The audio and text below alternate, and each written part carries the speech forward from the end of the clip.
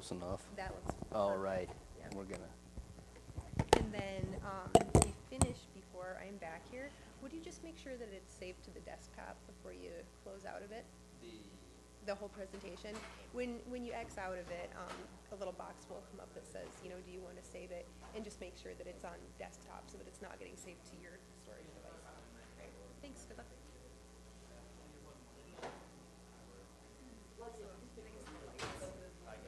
You got that figured out? Okay. All right, great.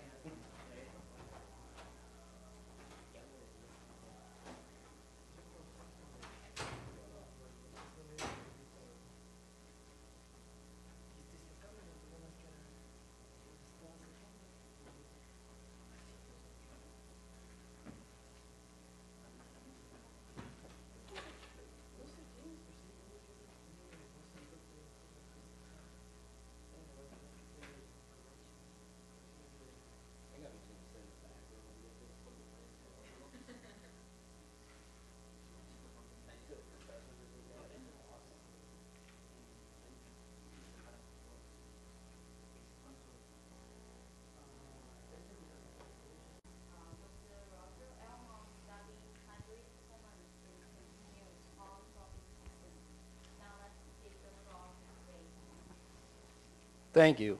Can everybody hear me? I don't know what happened here. So.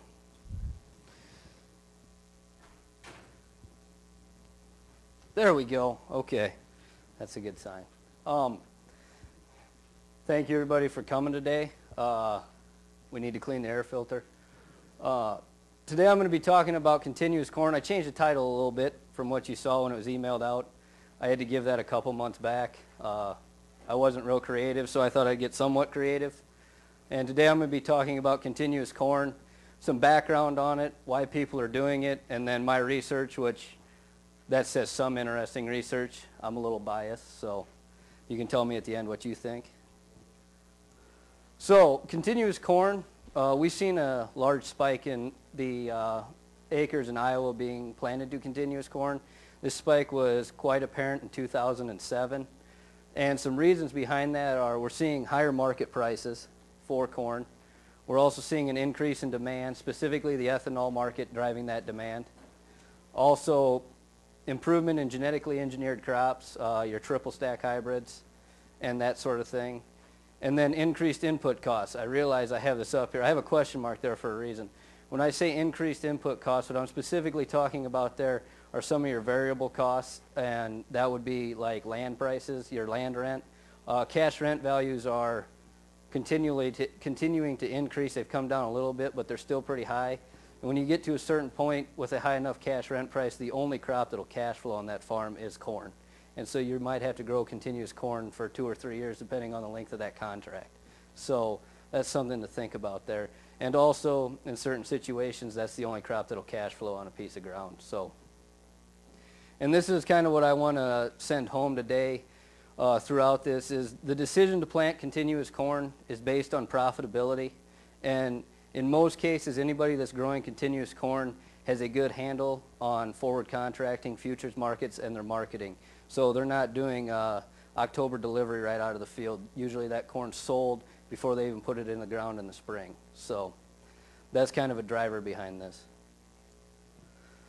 Just some brief history on the corn price since I've been talking about it. This is looking from over the past decade from 2000 to 2009. You can see here we had a spike both in corn and soybean price in 07. That's when we saw the acreage increase. And we've seen a slight decrease in corn price over the last 2 years. But it is still feasible to grow continuous corn with the prices that we currently have. The Iowa crop acreage over the past decade. You can see here, I pointed out 2007. There was a large spike in 2007, mainly driven by the higher prices due to ethanol. And then the severe decrease in 2008. Everybody wanted a little piece of that market, and input costs got extremely high.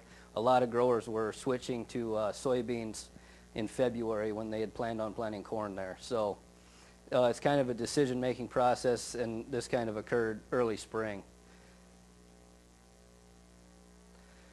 Ethanol production across the U.S., this is just some statistics. I got this from Ethanol Producer magazine.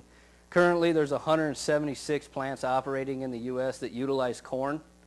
If you go through and calculate the capacity of those 176 plants, it comes out to about 11.5 billion gallons per year.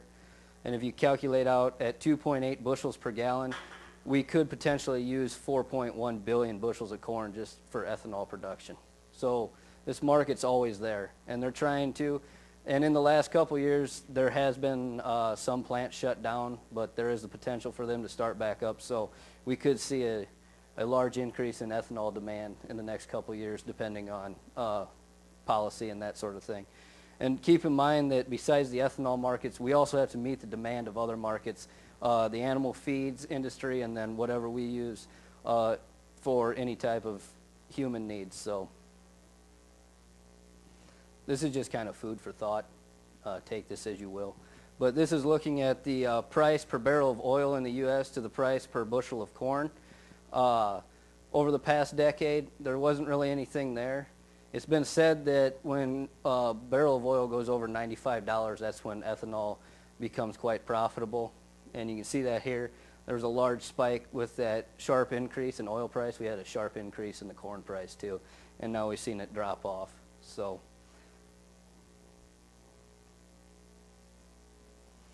transgenic hybrids. This is a whole nother topic if we want to get into that some other day. Whether or not we need 8 genes, I don't know. I'm not going to go there. So, but transgenic hybrids, corn on corn's been increasing a lot in part due to the fact that we now have triple stack hybrids that can protect against corn rootworm.